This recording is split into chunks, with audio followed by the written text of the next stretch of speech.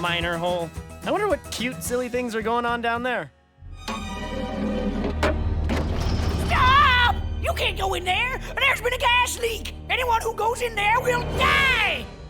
Oh, Big Henry. It's Big Henry. I will take it. No! Don't go, Big Henry! We need you! Go home, Polly.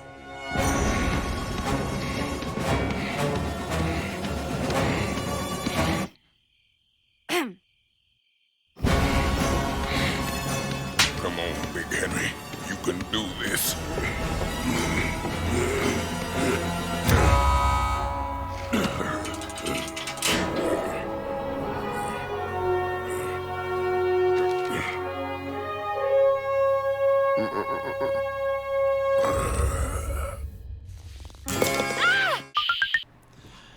Hello, everyone, and welcome back to Pining for the Falls, the podcast where mini golf is more important than life itself.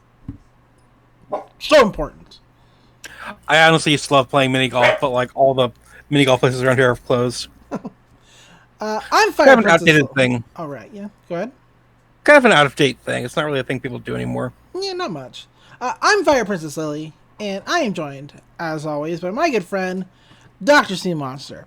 How you doing, Doc? Well, I did something to my back on Saturday, and I was crippled with pain for like 2 days, but I'm okay. I'm mostly okay today. Hey, there you go. I'm glad you're mostly okay today. Sorry you got hurt. I can walk around and sit up, so I'm Hey. kind of that as a win. You know, whatever you can get, right? Yeah. How about you? I mean, that's it. You haven't been up to anything else? Well, I watched the rest of Young Justice. Awesome. Really good show. Didn't see the twist coming. The twist I didn't see coming, but it also kind of makes sense in context, and it had just the right level of like emotional torque. So I think it was well done. I just it was also just you're talking about the Doctor, right? no, that I saw coming. Oh. That she was sus from the beginning. See, I didn't see Like, that coming until I was waiting for the other two to draw up with her. See, I didn't see that coming at first. Like a couple episodes before it happened, then I was like, "Oh, wait a minute, something's wrong here." Yeah, These are some abuser ass tactics she's using with Violet. Not cool. like I always had a weird feeling about her. It's like I don't trust you. You're too nice, but like in weird ways. Mm-hmm. Like she always kind of had that gaslighty air about her to me. Right. So, what was the twist that surprised you? When Brion did a heel turn. Oh, I mean, that didn't necessarily surprise me too much, and it wasn't exactly him that did it. So Yeah, he was manipulated by the psychic, but still, it's like, oh, that's some good emotional torque. yeah, absolutely. All in all, really liked it.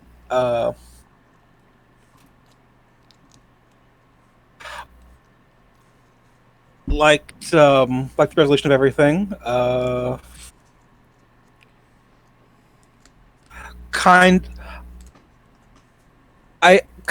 when the last episode of the season was called Nevermore, I was kind of expecting Raven to show up. Oh, yeah, that would have been cool. That's not a thing. Not a thing. Not yet. Might get Raven later. Probably won't get Starfire because Dick Babs is canon for this. I mean, Nightwing Babs is always canon. Yeah, but I mean that is the ongoing ship for that character in universe. Yeah, they could still introduce Starfire. I can see it. Yeah, but I like Starfire with Dick more. Yeah, but they don't get together. I like that. I mean, yep, you certainly said Starfire with Dick. I did say that, didn't I? You did. Look, he's named Dick Grayson. We've known he's been named Dick Grayson for 80 years. We've said we've all heard the jokes. We've all said things by accent. Let's move on.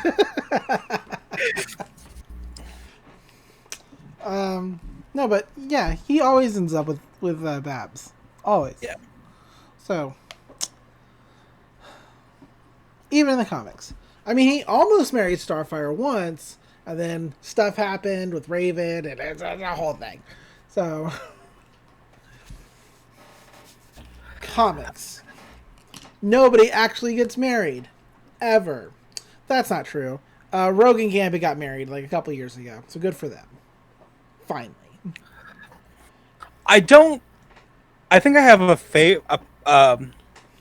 a preference for Nightwing and Starfire, but like when Barbara is the character getting focused, I'm okay with them together. It's like whichever. I'm okay with either relationship. It just depends on which one's getting focus in the story. Right. It's not the kind of thing where I have like a must-have ship or anything. Fair enough. And my personal bugaboo DC ship is dumb. Oh, and I guess Killer Croc... well, not Killer Croc. No, Killer Croc and whatever the whale lady's name. They got married, too. Yeah. Yeah. Sorry, just, like, popped in my head. I always wish that... Actually, in the comics, I like Connor and Cass Kane, but I like Connor and Megan in the show so much more. Connor and Cassandra Cain haven't had any kind of interactions in the comics, I don't think. They were friends. They basically decided they're better off as friends in the comics. You mean... Okay, now when you say Cassandra, do you mean Batgirl or do you mean Wonder Girl? Batgirl. Weird. Do not remember that. It's not they didn't cross paths a lot because they mostly kind of had their own things going on. Mm-hmm.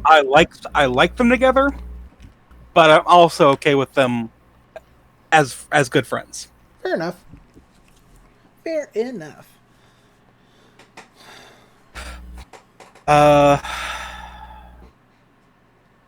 Oh, actually, I want to tell you this. So, go ahead. I really do like Young Justice. Right. And there's a funny reason that I like it, besides it just being, well written and everything in general. Way back in like 2007 or 2000, I was on a message board, and we were doing fan teams, like fan cast, like not fan casting, but like, okay, what characters do you want to see on a team together? Right. I get what you're saying. And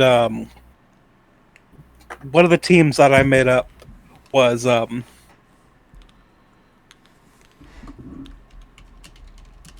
gimmick of it was all teen heroes that had a tie to a villain.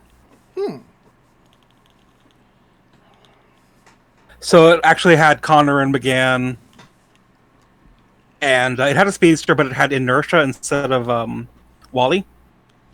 Well, okay, so go on. Yeah. But like, so that was kind of basically that was a concept I thought was really cool, having teen heroes who had a tie to a villain in their backstory. Mm-hmm. And then we get the first season of Young Justice, and everybody but Dick and Wally have some connection to a villain. Yeah. So like, so basically that character dynamic and plot line that I had thought was really cool got to come true when they made Young Justice. You follow? Yeah, I follow. In the original Young Justice comics, Connor and Bart were on the Young Justice team. Yeah. With Tim Robin. Yeah. Yeah.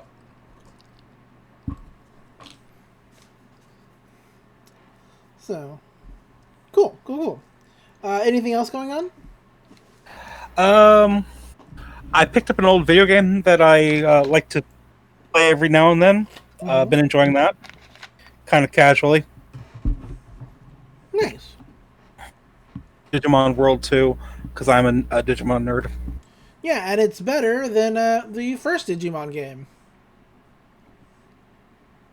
I assume. It would have to be. That first Digimon game was terrible.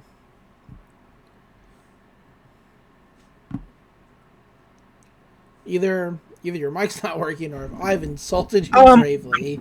No, look. The first Digimon World game is not for everybody because it's extremely obtuse. If it just told me what it wanted. Yeah, it does not. It does not in any way tell you what it wants or how to play it. It's like it just sets you in the world and says, "There you go," and then 2 hours later, your Digimon's dead. If you know the background of it coming from the virtual pets, and that basically the PlayStation 1 game runs on some of the same logic as the virtual pets. Ah. Plus, like, RPG mechanics. So, like, once you get that figured, if you go into it knowing that okay, this basically just is like a Tamagotchi. It's going to live like however many hours in game before it cycles back and regenerates. And like you go into it knowing that, and like maybe use some strategy guides to figure out what metrics you need to match to get certain evolutions to kind of help you along.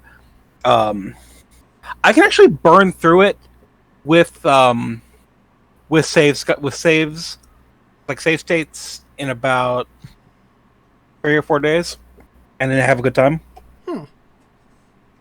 But again, I'm a huge Digimon nerd. I'm not as big of a Digimon nerd as my partner is.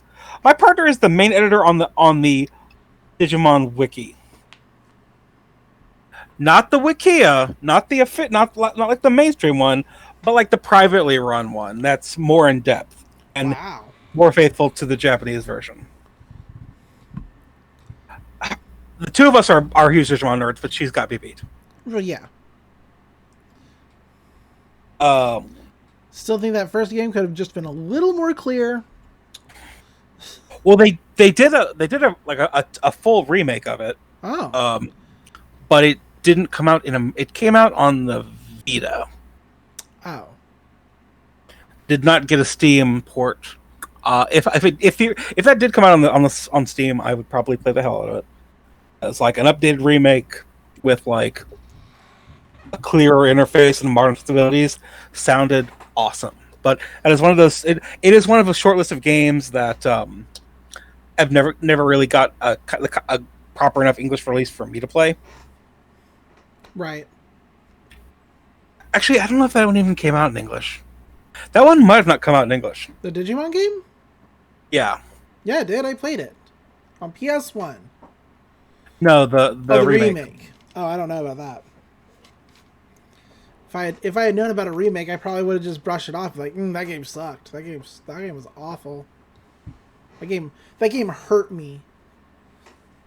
Like, as a child. I'm being dramatic.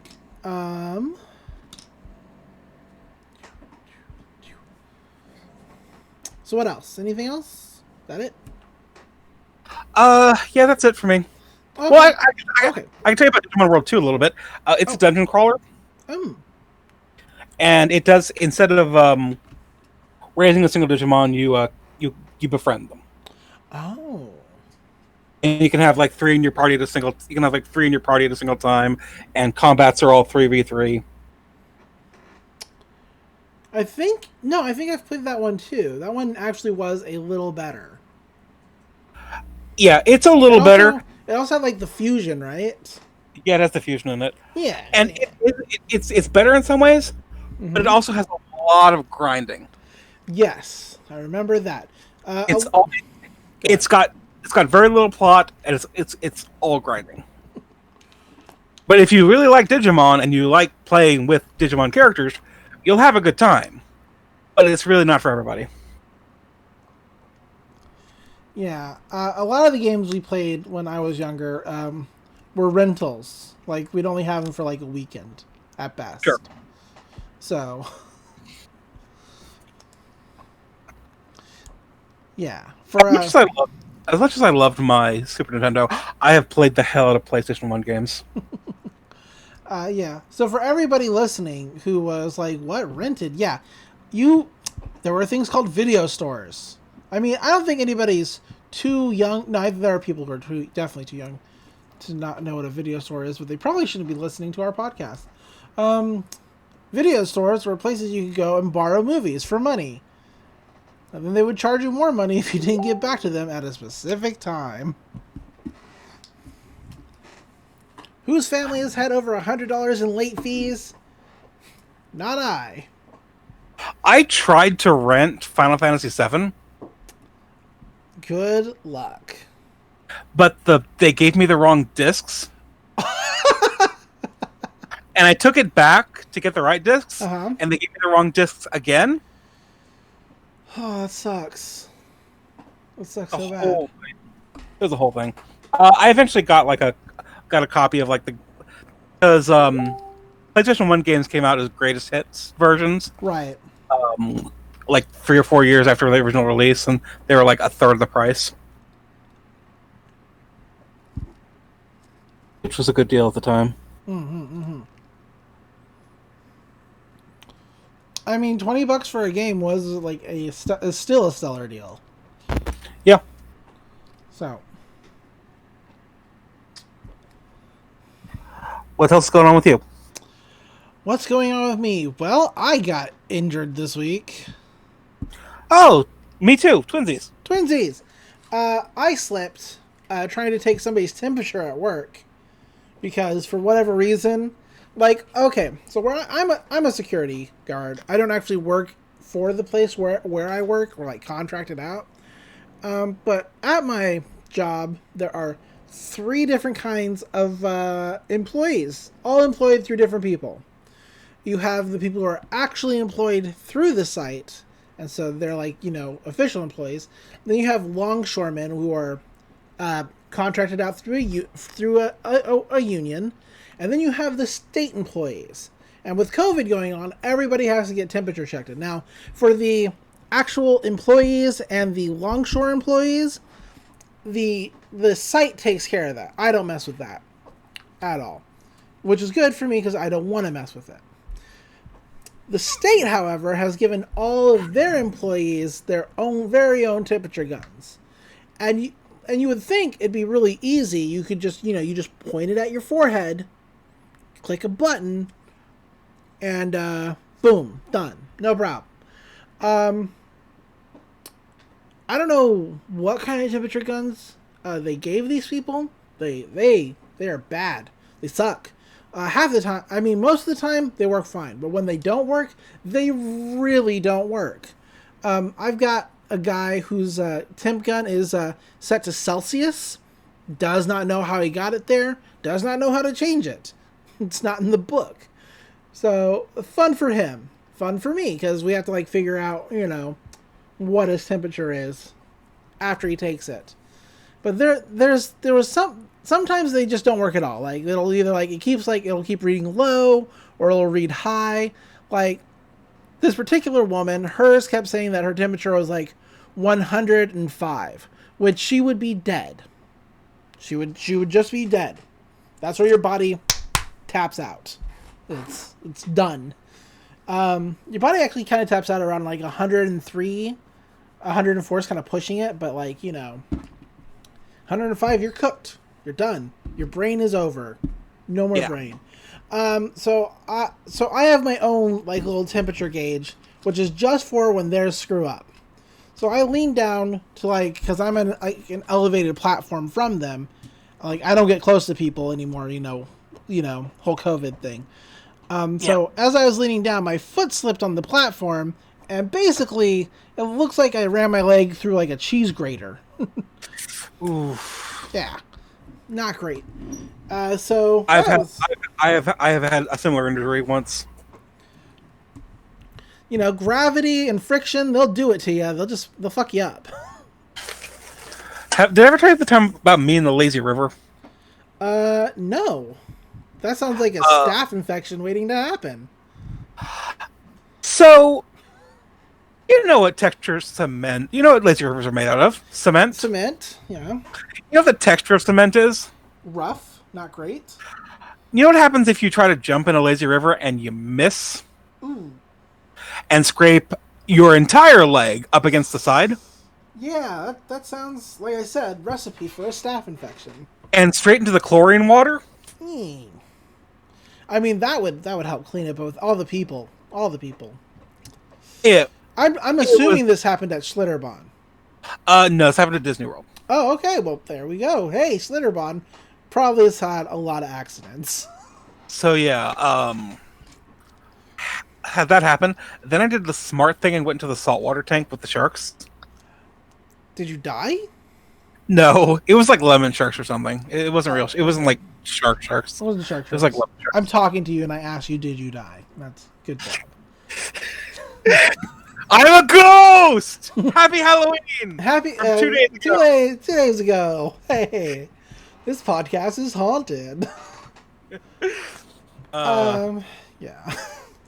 So actually, beyond the grave. But yeah, I also got a horrible sunburn that day. So I was on my fourth day of being in Disney World, I was completely fucked up. I shouldn't be. I mean, it happened a long time ago, so. Yeah, this was like 2010. Sometime. I was fucked up, and this has established a trend, because that was the first time I was spending time with my partner in person. Every time we meet up, one of us gets injured or otherwise ill. Goodness, cursed friendships. Yes, we care about each other very deeply, but like without fail, one of us gets messed up during our visit. First time she was here, she had just fractured her hip. Just before she got here, there was an accident at work and she'd fractured her hip. Second time she visited, she got a horrible head cold and had a bad reaction to some liquid smoke and some food I gave her. I got a terrible allergic reaction to liquid smoke. And third time she was here, I got kidney stones. Wow. We spent like 8 hours in the emergency room. Awful. I was puking blood. Yeah, kidney stones. From the pain. Yeah, so that's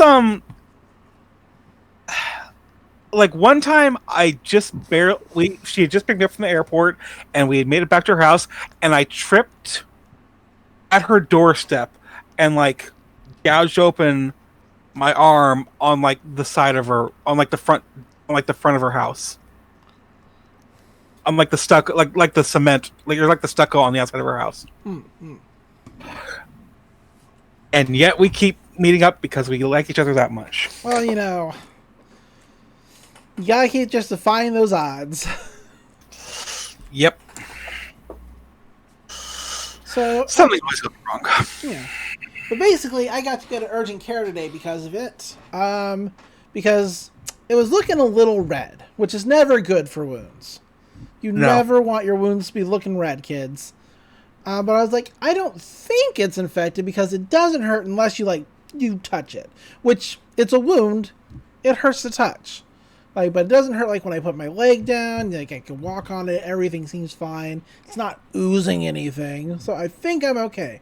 But I should probably ask somebody. So I asked my mom. I was like, hey, at what point should I be concerned about redness? And she's like, take a picture of it right now. And so I did. And the dogs are going to stop barking. So we're gonna pause real quick. Right, so she's like, take a picture of it right now, and I did, and she's like, yeah, that looks infected.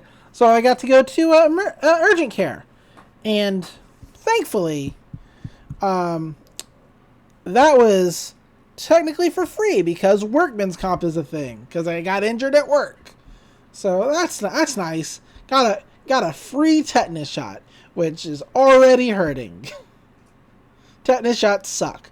Tetanus shots, if you've never had one, and you should get one, but if you've never had one, it doesn't really hurt when they do it. It hurts later. It's like somebody punched you real good in the arm. Not fun. Like, it's all, like, my arm is just all sore and, like, cantankerous to move. Ugh, the worst. And you might be thinking, why would I want this? Well, because, kids, you don't want lockjaw. No, you really don't. You really don't. And no, it sounds cool, but it is not cool. It is not a giant friendly bulldog. It's not a giant friendly bulldog. I'm sorry. Yeah. So that's fun. I just gotta, it was actually minorly infected. Like the doctor was like, you probably could have just treated this at home with like topical antibiotic, Neosporin and such. But keep an eye on it. Okay, we're pausing. So I totally forgot where we were. We were talking about lockjaw. You didn't want it. I said minorly infected, and I probably could have just treated it at home. That's where we were. All caught up. Okay. But we'll see how it goes. Just going to keep an eye on it. I don't know if I get to claim workman's comp again if it, starts, to really flare up. But we will find out if we have to cross that bridge. I only can hope. Because it's not cheap going to see anybody for anything when you don't have insurance. Yeah. But, yeah. Other than being injured, what else did I do? Watched wrestling, of course. There's a big pay-per-view coming up this Saturday that I'm excited for. And hopefully Matt Hardy doesn't die. Just cursed feud. We'll see, though. I'm hoping, sheesh. It's going to be a cinematic match, so that should at least be somewhat better for the kind of match that they want to have. A cinematic match means that it's a little slower, like when they're filming it. It's very dramatic. A good example of a cinematic match would be the Ultimate Deletion at WWE, or even this year they had a quote-unquote the Boneyard match for The Undertaker, which was supposed to be his last match ever, but no, he's gonna have another match at WrestleMania. Mark, The Undertaker, is in his 70s, I think, or his late 60s. Just let the man retire. Hasn't he retired 8 times by now? Yeah, but Vince keeps bringing him back because Vince is an evil shitbag. He just offers. It's he didn't get a retirement plan, but Vince will sure keep giving him money to appear. Yeah, absolutely. Just let the man retire. He's earned it. Just let him keep getting residuals from T-shirt sales and whatever. Just let him retire, please. I'm begging you. I don't... The Undertaker holds some views. He does not hold great views. As a person. I guess is how we'll put that. He's very right-leaning, very pro-cop. So, not somebody I really want to associate with. But as you don't want to suffer and die. Yeah, I mean, as a figure of my childhood who brought me, immeasurable hours of joy as the Undertaker, whether that's the Dead Man or the American Badass, I don't want to see him suffer. I may not like him personally, but yeah, it's a lot of wrestlers hold those kind of opinions, Not all of them state them, but when you're as old and as well known as The Undertaker, you can pretty much say almost whatever you want and still be okay in the wrestling community. Take a look at Chris Jericho. Chris Jericho is still going strong. And sometimes he says some shit and you're like, God damn it. Why would you even say that? And then everybody's like, well, it's Jericho. What are you going to do? He's been wrestling for 30 years and he's a staple in the industry. Yeah. Jericho's going to have a match this weekend too. And I kind of don't care about it. It's about an angle that I really am not invested in. It's about MJF trying to join the Inner Circle, and he's got to beat Chris Jericho to do it. Which I feel like if he beats Chris Jericho to join the Inner Circle, it either signals that he's going to be the new leader of the Inner Circle, like he's going to slowly take over from Chris, or the Inner Circle is going to fall apart. That's the only way I feel those can go. Because why would you be the underling for a guy you can beat? If that makes sense. Yeah. What's Jim Cornette up to? I don't know. I don't listen to him. And he's got me blocked on Twitter. And I've got him blocked on Twitter. You know. So, actually, okay. Did I tell you about him pissing himself? Like, over the dinner segment that AEW did a couple weeks ago? Did we talk about that? Okay. Yeah. Other than that, just a reminder for our listeners, Jim Cornette, sworn enemy of the show. Sworn enemy. Fuck Jim Cornette. All my homies hate Jim Cornette. Yeah, I came really close to listening to something that I saw that YouTube suggested to me. Like, I came this close. Because I was curious about what he had to say about, I think it was Rey Fenix versus Pentagon Jr., which was a banger of a match. And I was like, you can't say anything bad about that. We have to see what he says. But no, I did not give him a view, didn't give him a listen, and I feel pretty good about that. That's the right thing to do. Yeah. Probably said some horrible shit. Probably. We have a women's title match this week. I think Nyla Rose is going to take her title back, which hopefully that means she finally gets a real run with it, because I swear to God, they need to fix this division. I'm worn out. And I'm tired of people telling me to just be patient for them to fix it. Like, they've had a whole year and they could not find their footing for this thing. So it just feels like they don't care about it. So I really would like them to start caring about it. Anything. Do something. It's crazy. Did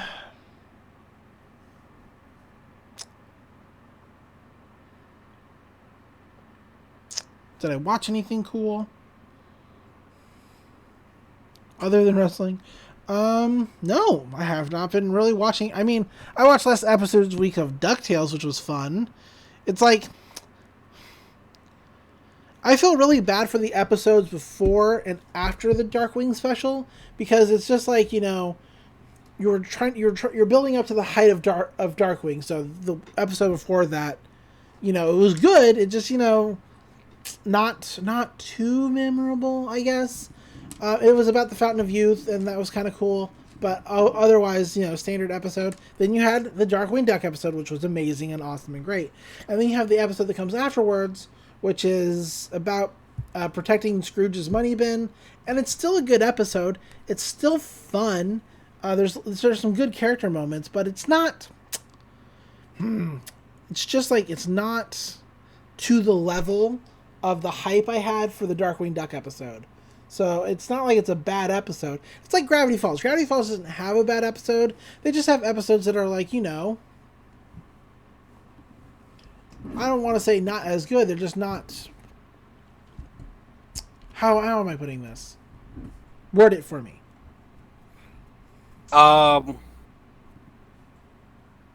There's not bad episodes. There's just episodes that are a bit climactic. There we go. That's it. That's exactly it. Perfect.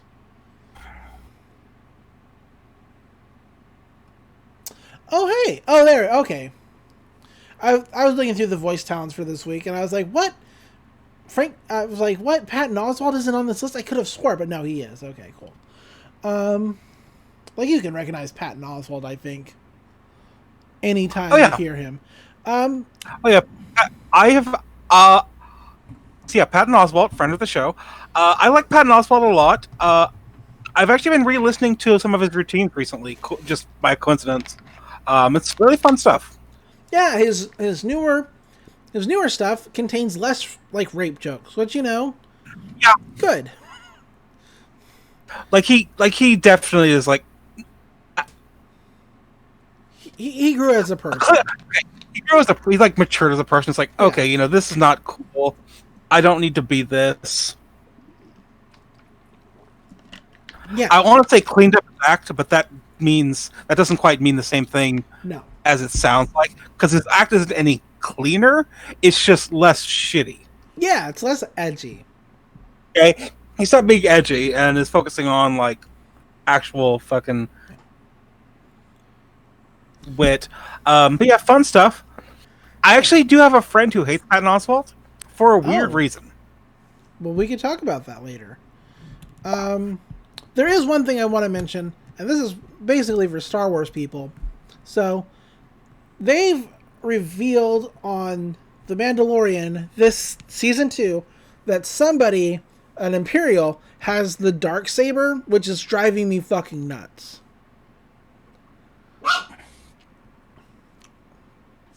Like, when does The Mandalorian take place in canon? I think it's after the second Death Star is destroyed. Okay. Yeah, I don't think it happens before. I don't think it happens after the sequel trilogy. So I think it's in between them somewhere. Okay. But it's just I don't know how anybody in the Empire got a hold of the Darksaber. I don't know if you know the history of the Darksaber. So, I know it's a Mandalorian artifact. It is from the very first and maybe only Mandalorian Jedi. Yeah. Which is like then after their death, it's been used as a leader of the Mandalorian sort of like trinket. Like whoever holds it leads the Mandalorians. So it's just weird to me. Like, because the last time we saw it was in Star Wars Rebels, and a Mandalorian had it, so I don't know what happened. Rebels takes place like before the original trilogy, though, so we'll find out. I just I'll have to watch all the episodes. I guess we'll talk about it then. I just wanted to put that out there that I'm currently being driven nuts by the fact that the Darksaber has made an appearance and it's not in the Mandalorian's hands. So I don't get that. I had a theory that Rey was the Mandalorian. You have a theory that Rey's in the Mandalorian? I had a theory. Oh, you had a theory. Oh. Ashoka's is in the Mandalorian this season. Yeah. Yeah. See, the thing that they seem to be setting up in the first sequel movie was that Rey had some connection to Obi-Wan, but that just never went anywhere, and then they fucked everything up in the third movie. Yeah, the third movie just. I like the second movie out of the sequels the best. I really enjoyed the message of Rey doesn't have a. I always enjoy the message of there is no secret ingredient. I've gone back and forth on it. I liked it when I first saw it. I started kind of having some different thoughts about it, but I've kind of worn back up to it. Yeah, I always like the message of there is no secret ingredient to the secret ingredient soup. It's just good soup. Yeah. And so I like that they're like, oh no, Rey is not related to Obi-Wan. She's not a Skywalker. She's not related to anybody. She's just somebody who's Force sensitive. Like the hero of a Star Wars movie could be anybody. It doesn't have to be somebody tied to somebody else. Anybody could be the hero. And so I really enjoyed that. And then the third movie came and said, oh no, Palpatine. Related to Palpatine. Technically, her grandfather, even though her father was a Palpatine clone. It's weird. I don't like it. Sucks. But anyway, speaking of Disney properties, do you want to talk about Gravity Falls? I would love to. All right.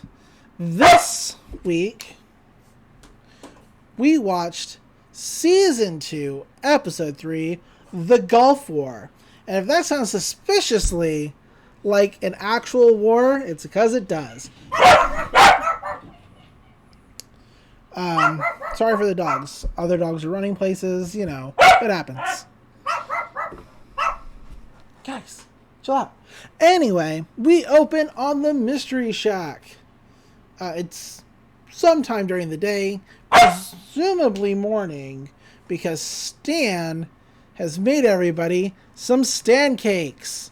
They're like pancakes, but they probably got some of Stan's hair in them. And everyone's like, no, we don't want those. Mabel's excited because the newspaper showed up. She's like, it's here. It's a Gravity Falls Gospel. It's finally here. They accepted my article about summer fashion tips for squirrels, and my picture's going to be in the newspaper. Check it.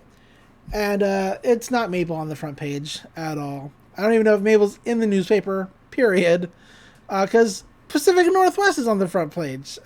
Pacifica Northwest declares V-necks are the look of the season. And Mabel's like, what?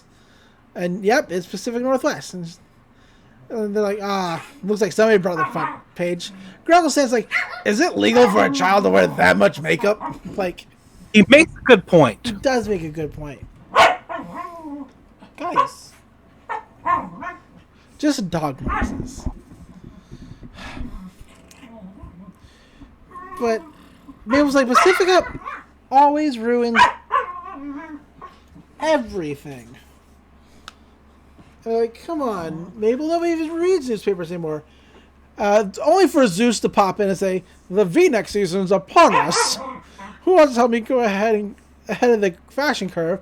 I want to make W-necks. He's like, must follow newspaper. Which really shoots a hole in Dipper's argument there. So Mabel downs a shot of orange juice. Or a glass of orange juice, like a shot. And she says, I wish I had something to take my mind off this terrible thing. Only for the TV. Honestly? Yeah, go ahead. Honestly, I think it's a little early in the day to be hitting the Mable juice. Right. Just a little. But she's like, if only there was some way to distract myself from this terrible situation. And the TV says, looking for a distraction from your horrible life? And she's like, yeah, actually. It's like victory, honor, destiny, mutton. All these tiny sounding words are alive and well at Gravity Falls Royal Discount Putt Hut. No mutton available inside the snack shop. Which is pretty good. Dipper's like, hey, Mabel, you love mini golf. You're like fucking great at it. Look, she's always been amazing since we were kids. So what do you say, Mabel? You've had a couple stressful days. Like, why don't we go take a break? And Grunkle says, like, yeah, would kicking all our butts in mini golf help cheer you up. And Mabel's like, maybe a little. They're like, come on, Mabel, to victory, honor, destiny, mutton. Like, it's really good. And they walk out of the house, everybody shouting, victory, honor, destiny, mutton. And the pig can watch the house. And Waddle's like, oh. I'm sure Waddles is responsible. Waddle seems like a responsible little guy. We cut in to the Royal Discount Putt Hut. And the twins have shown up with their own putters, it looks like. Because everybody else's is just like standard black. But they actually have blue and pink putters. Mabel is even like dressed for the sport. She's even taken off her sweater to tie it around like her waist. And she says, mini golf, the sport of mini champions. Only for those. Well, like it's go ahead. Yeah. It makes sense for them to have their own stuff because it's like this is a thing that they've done and like they've actively done a lot in the past. Yeah. Dipper says that the grass is fake, but the fun is real. There's something for everyone. We cut over to Robbie riding wieners on the side of a castle. He gets chased by the Putt Hut King. Anyway, cutting away from that, Dipper tries to make a shot for the first hole. He swings, misses, and the ball rolls right into a water hazard. Mabel puts a sticker on his face to like placate him. He's like, "Fine, this is fine." And then she steps up to take her shot. And she does a little hip wiggle, hits the ball, and boom, hole in one right away. She hits Old Man McGucket, who's sleeping at the hole. But Grogglestan is super impressed. He's like, "What? Somebody in our family actually has talent." Dipper says, "Grogglestan, you ain't seen nothing yet." And then we follow Mabel as she like just keeps getting holes in ones on all these courses. Well, they're not all holes in ones, but she comes super close to the hole every time. Finally, she definitely makes par. Yeah, she easily makes par. Finally, we get to the 18th hole, which is the windmill. Dipper says, "Guys, this is amazing. If Mabel gets a hole in one here, she'll beat her all-time high score." Mabel pictures that she can do it. She's like, "Pretend the ball is Pacifica's face." And she hits it. It goes through the windmill. And they're listening to it as it does its thing. They can't actually see how it's going until it pops out. And, it misses the hole completely. Mabel throws down her club. And the crowd that has been gathered to watch them disperses. They're very disappointed in her. Groggle says, "Hey, don't worry about it, kid. The thing's random. Nobody can make a hole in one." Zeus says, "Other than the Bermuda Triangle, how mini golf works is the world's greatest mystery." Yeah. Groggle says, "Hey, doesn't matter. You're still better than anybody else in Gravity Falls." Only for a ball to go in, just as they're talking. And who is it but Pacifica Northwest? And she's like, "Oh, it's the Pines family. I didn't know it was Hobo's Golf Free Day." Because Pacifica's the worst. She gives them all terrible nicknames. Fat, old, lame, and braces. Grogglestan says probably one of his most memorable lines here. He says, "Zeus, would it be wrong to punch a child?" As he rolls up his sleeve. Dipper says, "I got it. Hey, how's that whole your family being frauds thing working out for you?" Only for Pacifica to say, "We've got money, and that makes all your problems go away." She's like, so Mabel's like, "You just walked into the game of a mini golf champion. You can't buy skill." And that's like the first of like about a half dozen jabs at the rich in this episode. Yep. But it does lead to Pacifica snapping her finger and calling in Sergey, her mini golf trainer, who says the Sporty Olympics had mini golf once. I played Scald! Like, it's pretty good. She's like, "So, if you don't mind, get out of the way of the professional." She hits a ball and gets a hole in one on the bonus hole, causing it to, like, erupt. And everybody's very impressed with her. She's like, "Enjoy second place. Everybody give her a hand, folks." Everybody starts clapping and she walks off. And Mabel's like, "Yeah, well, I want a rematch. You walking one-dimensional bleached blonde-haired Valley Girl stereotype." Pacifica does not take kindly to this. And she says, "Let's do this." Only for the clouds to gather and for it to start raining, which closes the putt hut. The mini golf king comes out and he's like, "Due to weather, the park is now closed. The king of mini golf has spoken." And then he tips over his cart. And Pacifica says, "Hey, this isn't over. You, me, midnight. We'll see who's the best." And Mabel says, "I'll be there."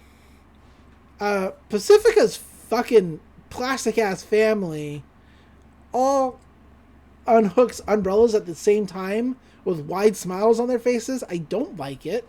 And they walk away. Trainer doesn't get an umbrella. Trainer does not get an umbrella. Mabel says, "I'll be here," as they're walking away, rain pouring on her, which gets her hair in her face and in her mouth. She's like, not good. We cut over to Hermano Brothers. This is just brothers. Yes, it's a little joke for our Spanish-speaking listeners. Which, based on the Spanish-speaking population on Earth and the average views we get on YouTube, and I actually did do the math before we recorded, equals exactly 1.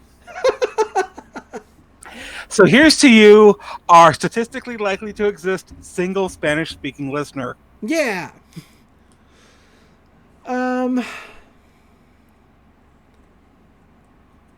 If you are a Spanish-speaking listener, please leave a comment. Please leave a comment.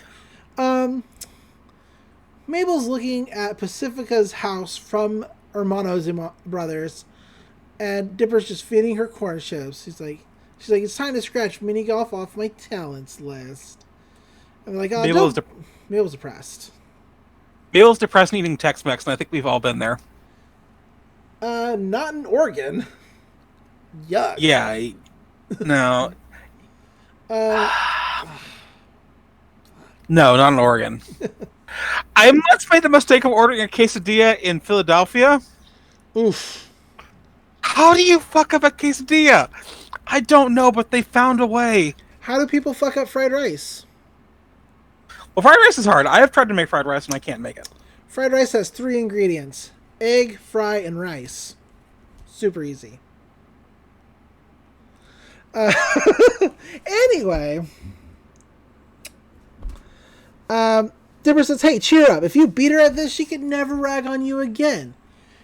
Only for Mabel to have a dream sequence, or a daydream sequence, where they're both shopping at the same store.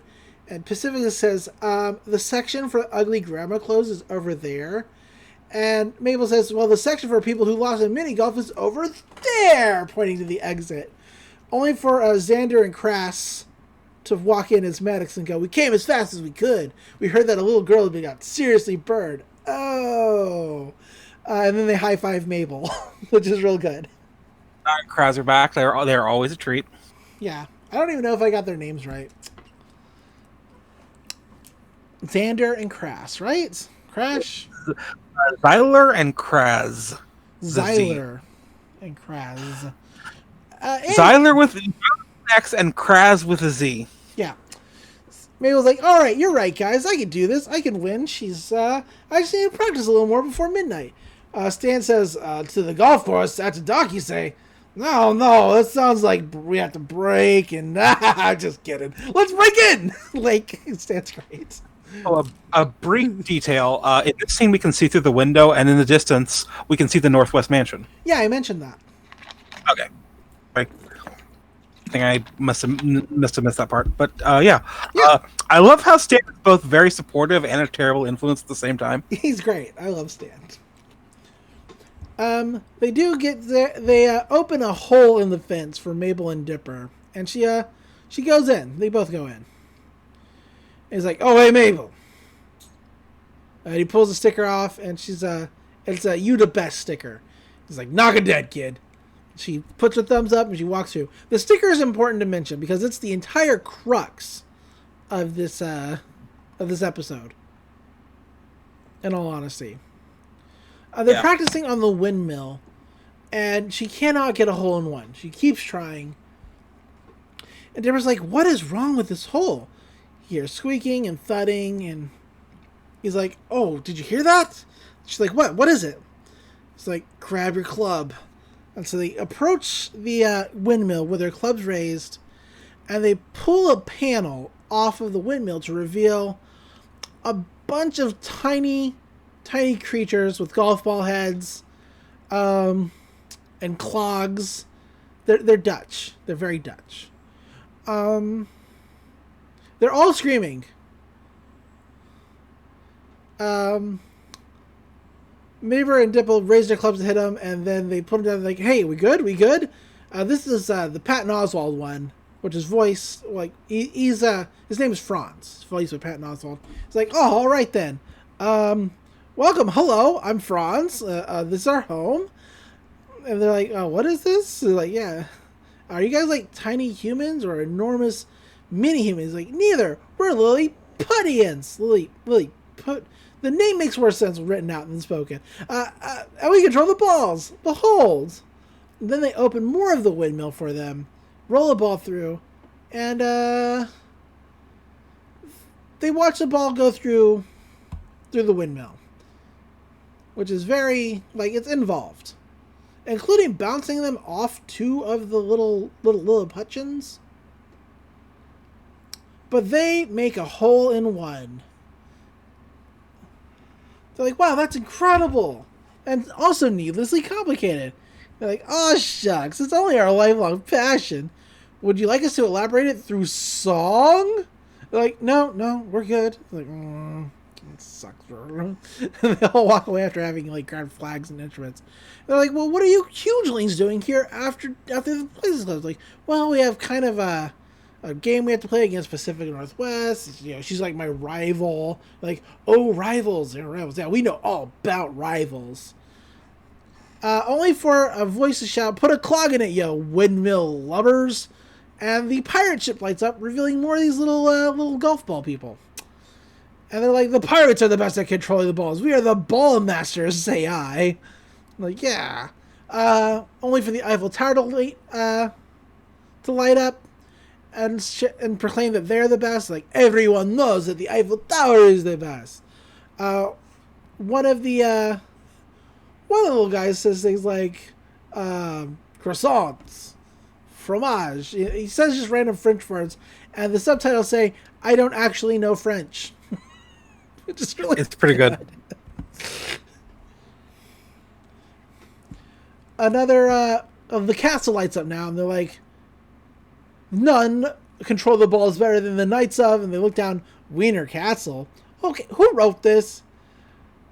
And Franz says, well, Cyril, who's the best? Attack! He's like, oh no, I'm shivering in me timbers, and the pirates go and attack, and the Knights come to attack, and the French balls come to attack, and they're just fighting, and it's very dangerous. Like, they're trying to stab each other with, like, sharpened pencils. One of them gets swallowed by a duck, only for Dipper and Mable to kind of laugh. They're like, hey, guys, calm down, because your fighting is, unfortunately, adorable. She's like, adorable we are, hugely, but our tail less so. Every single hole in the park thinks they're the best, from the cowboys in the east to the grimy miners in the south. If only there was some way to decide which side was the best. With, like, maybe, like, an award, like a trophy, I don't know. The French one runs up and says, but Franz, look! And they point to Mabel's sticker, which is a trophy that says, you the best. They're like, that's it, the sticker. It could decide. They're like, yeah, it does say the best on it. And he's like, well, so the knight says, decide for us, hugely, which of the mini golf holes is the best. And Mabel's like, I don't know if I want to get involved in, like, your weird mini blood feud thing. I'm not. Dipper's like, hey, Mabel, this is perfect. These guys control the course. Just tell them we'll give you the sticker to whichever group does a better job of helping us win. And Mabel's like, I don't know. I didn't want to be Pacifica, but doesn't this seem a little like cheating? Only for Dipper to say, Mabel, Pacifica's rich. She's cheating at life. And Mabel's like, Rich people are indeed cheating at life in several ways, too, if you think about it. Oh, yeah, absolutely. All right. For more leftist agitprop, listen to our other podcast, Doc and Lily's Fun Time Tanky Hour. That's good. That is not one of Lilith's 20 podcasts. No, it's not at all. Dipper blows a tiny horn, and Mabel says, people in the 18 holes, we're going to have a game of mini golf, and whoever does the best job helping me win gets the sticker. The pirate guy says, it'll be us, lass, not these tulip munchers. And Frost says, I will not be insulted by a man with no depth perception wearing earrings. She's like, just remember, so long as you're helping me, no fighting. They're like, yeah, no fighting. We cut over to Zeus and Stan. Zeus is cutting W necks into all of his shirts. Gargo says this, wow, these kids are taking a long time. I guess we're going to be here a while. And turns on the radio and leans back in his chair. Zeus leans back, stares straight at Stan and says, sure is a lot of stars out tonight. Only for Uncle says, okay, this is getting weird. And he walks away.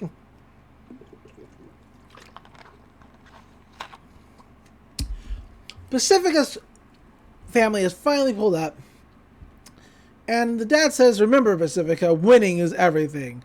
Only for the mother to chime in and say, and looks, winning and looks.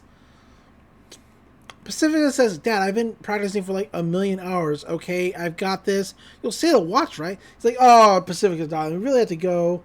We'll read about your victory in the paper. And she snaps her finger for Sergei, and he pops out of the trunk, which is terrible. The dad says, remember what happens. Remember just one thing, no matter what happens. You're in Northwest. Don't lose. And drives away. Yeah, we kind of get a hint at something that we'll see more of later, and that's how extremely shitty Pacifica's parents are to her. Absolutely. Like, she's an asshole, but her parents are not fucking good people. They are not at all. Pacifica and Sergei walk in. Pacifica says, how much you want to bet they're no-shows? And that's when the lights dramatically come on, and Mabel's standing on top of a mini golf prop. And she's like, you ready to lose? They're like, oh, waiting in the dark. Not creepy at all. Seriously, though, I don't know why you bothered to come unless you got something up your sleeve. She's like, oh, I guess you could say we got a little something. Right, Dipper? Right. Only for a little Lilliputian Puttian to pop out of her shirt and wave. And they push him back, and they're like, ha ha ha. Sergei lays down the rules, like, 18 laws, standard rules. Winner lives in glory. Loser wallows in eternal shame. On your mark, get set, mini golf, and he fires a starter pistol. Pacifica makes her shot, and the Cowboys move the wagon in the way of her shot, and then help Mabel by moving the fake grass so she get a hole in one. She gives them a thumbs up, and they say, yeah, go Cowboys. We get to the pirate ship. Mabel shoots in her ball, and they shoot it out to a hole in one. Pacifica shoots her ball, and it shoots right back in her face. And she's like, what is going on? Are you serious? And the pirate's like, yeah. They start drinking some root beer, waving the pirate flag. We come to the 14th hole, which is the minor hole, which has probably one of the most gruesome deaths in Western animation, if you ask me. Yeah, because that guy does not show up later. Oh, no, he dead. So Mabel shoots in her ball, and Dipper's like, ha, minor hole. I wonder what cute, silly things go on down there. The ball falls down the hole into a rail cart, only for the rail cart to be stopped by an old man, an old little golf ball man. It's like, you can't go in there. There's been a gas leak. Whoever goes down there is going to die. Only for the biggest one, named John Henry, show up and say, I'll take it. And they're like, what? He's like, I will take it. A smaller little girl golf ball. I was like, don't go, Big Henry. We need you. He's like, go home, Polly. I gotta do it. And so we watch as Big Henry pushes this golf ball very slowly through this mine. We even cut back to Mabel and Pacifica looking at like their watches to see what's going to happen because it's taking so long. We cut back over to Big Henry, and he's slapping himself. He's like, come on, Big Henry. You can do this. And he's pushing through this gas leak. He hits the button as the ball goes up. And we watch him in his final moments looking at a picture of him and Polly that was drawn. And then he dies. He just dies right there. Oh, yeah. And he dies. Like, even the wiki says he's dead. He's dead. He's dead. Real dead. Pacifica doesn't even finish her shot. But she's so mad. Mabel opens up the mine hole and says, okay, guys, that was badonkulous. It's like, a little high fives, everybody. High fives all around. Yeah, one for you, you the man. And she's like, I don't want to call it early, but I think the miners might have one of these in their future, pointing to her sticker, which is unfortunately the downfall for Mabel in this episode. Because overlooking is the 18th hole, the windmill. And Franz is like, after everything we've worked for, She's just gonna give it to the miners, like, calm yourself, friends. There might be another way to win the hugeling's favor. Knock on wood. They knock on their little wooden shoes. And we come over to Pacifica. It's like, there's something going on. I can feel it. Sergey says maybe they have little people who can control where the balls go. Pacifica says, woof, we need to get you some English lessons. I mean, think about it. That's more ridiculous than the fact that she's actually beating me. It's got to be something else. She takes a drink of her pit cola, which she does not like. There's actually a small animation error here. When the can comes out of the machine, it's already open for some reason. Oh, yeah. It's weird. She's like, give me a different one, Sergey. There's a tapping on Pacifica's shoulders, and she's pulled through the bushes by little hands. We come back over to Dipper and Mable. Dipper is like writing on the scorecard. He's like, oh, I can't wait to see the look on Pacifica's face when we win. He's going to be like, and he makes a Pacifica face. He's like, you know how she always does that? Yeah. Mable says, Dipper, is it bad that I feel good about her feeling bad? It's like, just enjoy your victory, Mable. Trust me, Pacifica will be fine. Pacifica screams, and we cut over to her being tied up at the windmill, and she's like, what's going on here? Let me go. Mable and Dipper start screaming, and the little Putchin that is in her sleeve also screams. It's like, oh wait, what's going on? What am I missing? Pacifica's tied up. She wants to be let go. Franz walks up and goes, he's like, greeting hugelings! You're loving this, right? This is good? Yeah? You like this?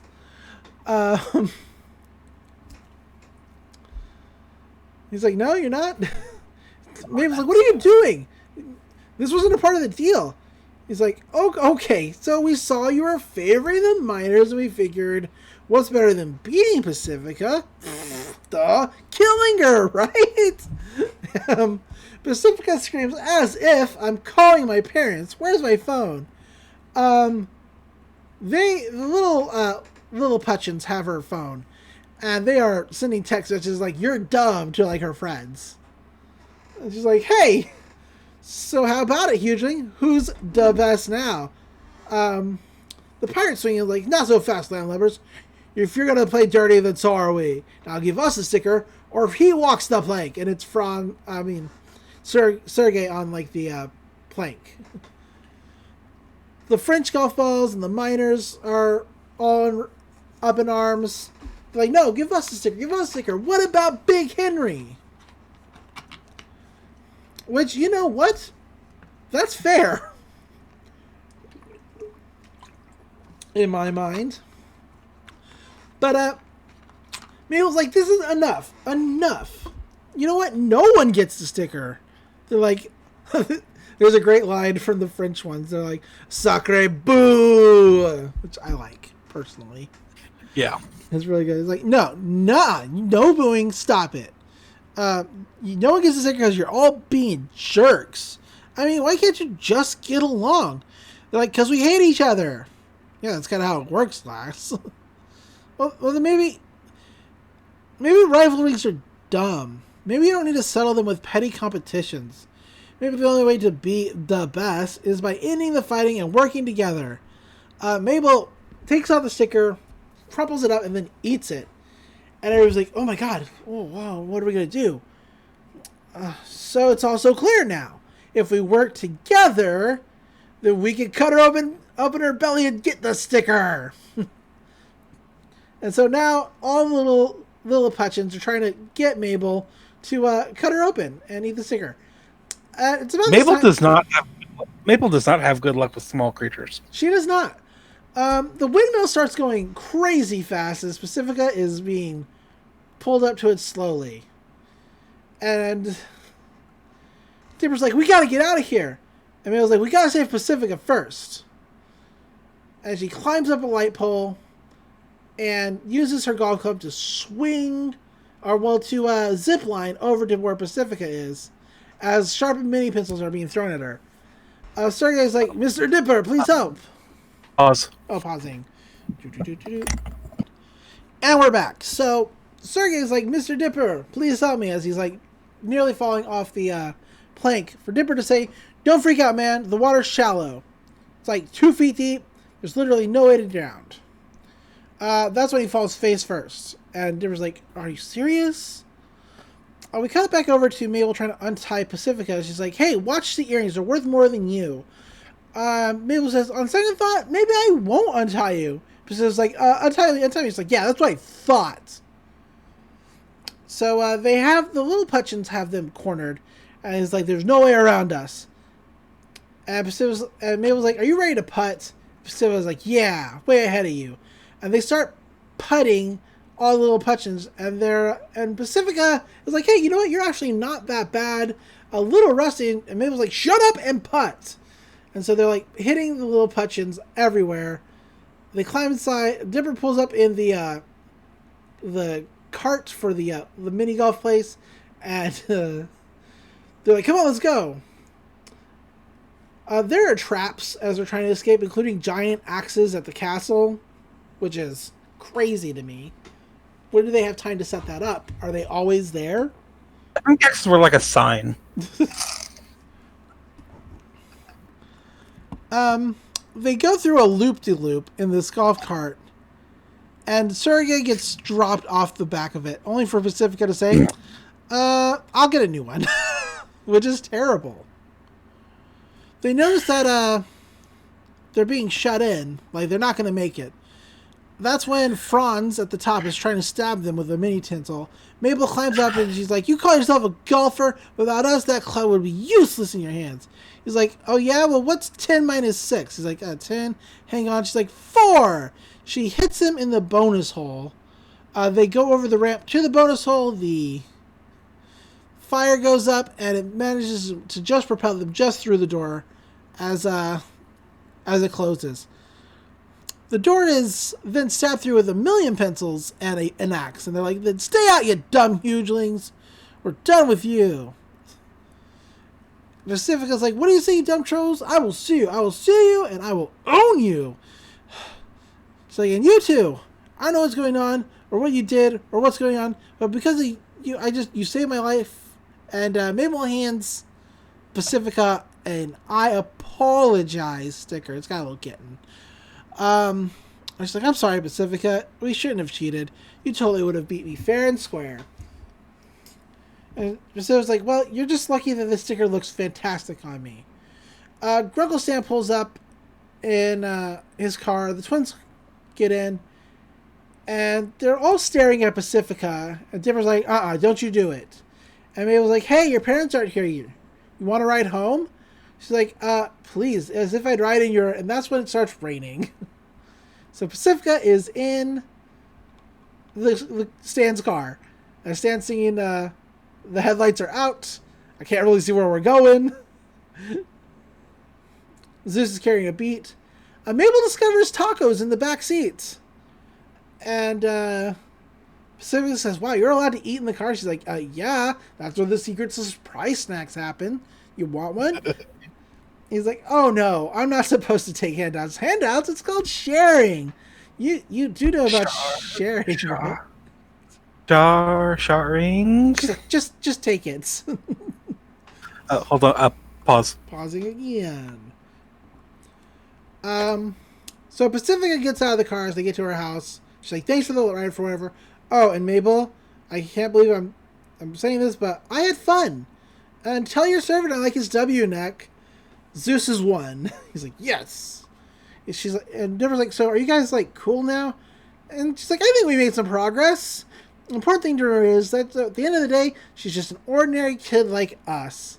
The doors open to the Northwest Mansion, and there are fountains and peacocks and a big congratulations Pacifica banner with fireworks. And Dipper says, you should have charged her for that taco. And Mabel's like, yep, agreed. And then they drive away. Zeus says, hey, Mabel, you got any more of those surprise tacos? And they all laugh. Franz is on the back of their car, and he's like, oh, laugh now, hugelings. But Franz will have his day. He gets knocked off and into a sand trap and stuck on his head. The ending credit sequence is a musical number about how the little Putchins control the ball. They control the balls. They control the balls. Hey guys, I figured it out. We control the balls. Now he gets it. Do a little chorus line kick. There are lights. It's a real production. And Sergey's watching this. He's like, he claps. He's like, "Can I go now?" They're like, "Never." It's really good. Yeah. And that's the episode. That's the episode this week. Yeah.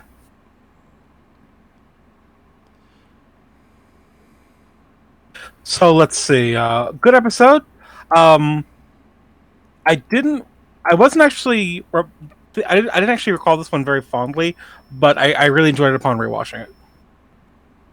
Yeah, it's pretty good. It's pretty good. I like it. We got some great scenes with Stan and Mabel interacting, and they have a really sweet relationship. They do. And we're gonna find out more about that later on. Absolutely. I've mentioned before that I do like Pacifica as a foil for Mabel. Yes. Like she's an asshole, but like I like her role in the series, and she does actually get a little bit of character development in this episode, and is going to get more over the course of the season. Absolutely. Let's see. How about you? I feel like this is a season 1 episode inside of season 2, which is kind of weird. Like I feel like this could have happened in season 1. Sure. But otherwise, I like it. It's a good episode. Real fun. Just Yeah. Let's see. The cryptogram this week says, "Old man sleeping on the green. Can't help but wonder what he's seen." Which is interesting for Old Man McGucket. Let's see. Okay, let's do voice actings. Yeah. So all the recurring regular characters had their normal voice actors that they've had in the past, except for Preston Northwest. From this episode and going forward, he's going to be voiced by Nathan Fillion. Oh, who was he voiced by before? Jim Parnell. Interesting. But yeah, for the rest of the season, he's voiced by Nathan Fillion.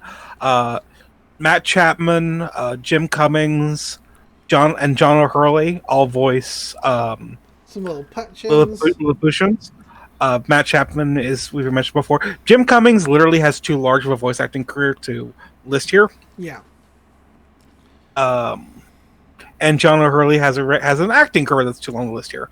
But they are both long-time storied actors. Yes.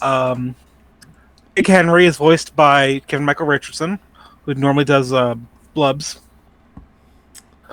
Poor Big Henry. Yes. And we mentioned about Franz being voiced by Patton Oswalt. Mm-hmm, mm-hmm. Oh, and Sergey is voiced by Frank Caliendo, who you will probably recognize from Mad TV, if you ever watched Mad TV in the 90s. Yeah, or that one Comedy Central special that they used to play like once a week. Sure. And I did have a weird story about Patton Oswalt. Oh? So I have a friend who hates Patton Oswalt, Right, but it's kind of for a weird reason. Go for it. So one of Oswald's most famous bits is making fun of the KFC Famous Bowls. I've actually not heard that bit, but go on. It's a really good bit. But the thing is, my friend absolutely loves Famous Bowls.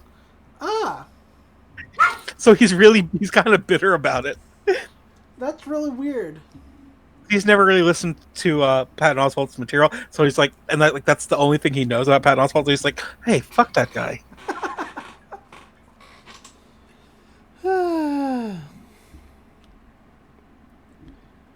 That's great. But I think that's it for this episode. Yep. Next week is Sock Opera, the return of Bill Cipher. Sock Opera is a great episode. Like, that's definitely a standout episode in season 2. Oh, absolutely. Which it makes it more surprising that it had bad ratings.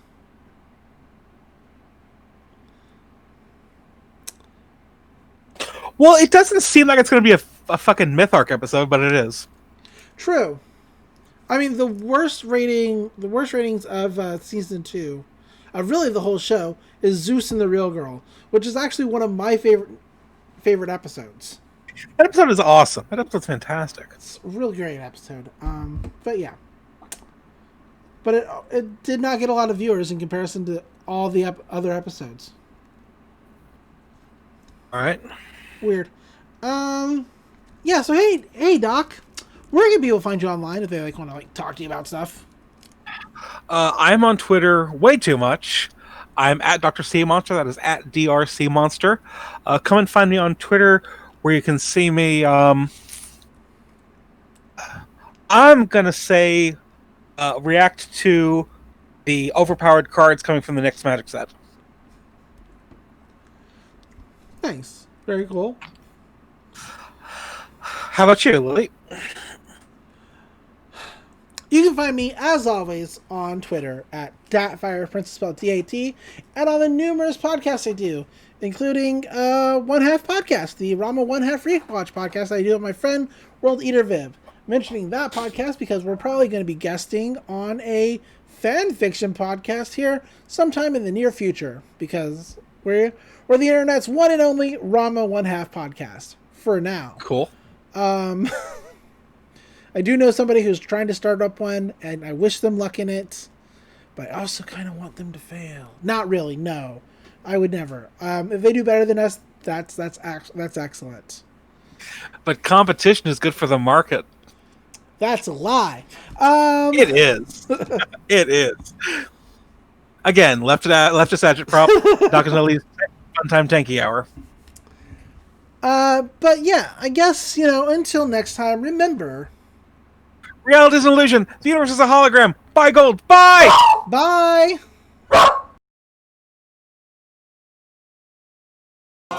We control the balls. From Birmingham to Montreal, we control the balls. Guys, I figured it out. We control the balls. Now he gets it. Oh, you guys. Our lives are filled with non-stop fun, but there's nothing like a hole in one. Can I go now?